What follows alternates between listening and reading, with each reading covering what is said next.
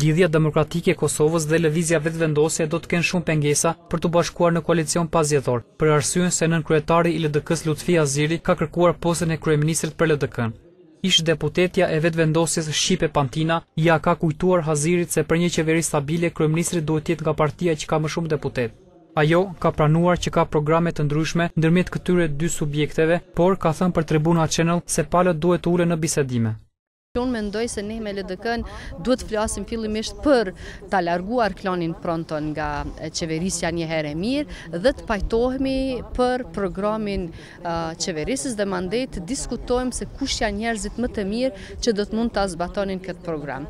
Tani unë personalisht mendoj se njeriu më i mirë për ta udhëhequr një qeveri dhe sidomos për ta ndalur këtë qeverisjen dhe korrupsionin është Albin Kurti.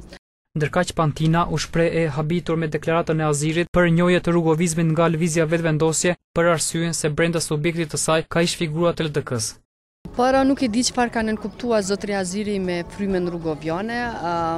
Misioni apo themeluesi i LDK-s Rrugova mendoj që fryma ati duhet ndiqet nga partia ati, përderisa ne si Lëvizje kemi programin ton, kemi ideologjin ton politike të cilën e ndjekim, përderisa sa i përket figurës e ish presidentit Rrugova, në mesin e Vetëvendosjes ka shumë ish antar dhe ish simpatizant të LDK-s, të cilët asnjëherë nuk e kanë mohuar rolin e tij, ashtu siç nuk e mohon askush nga qytetarët tjerë të vendit.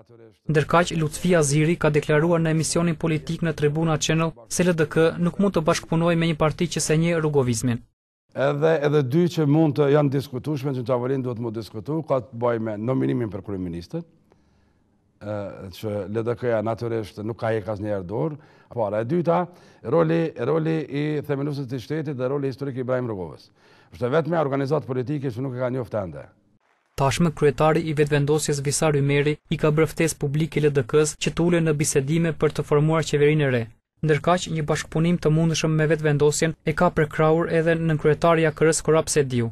Në rast se qeveria formohet nga Vetëvendosje me koalicionin LAA, këto të fundit nuk do të kenë nevojë për votat e komuniteteve, pasi sipas rezultatit jo zyrtar këto kanë siguruar 61 deputet.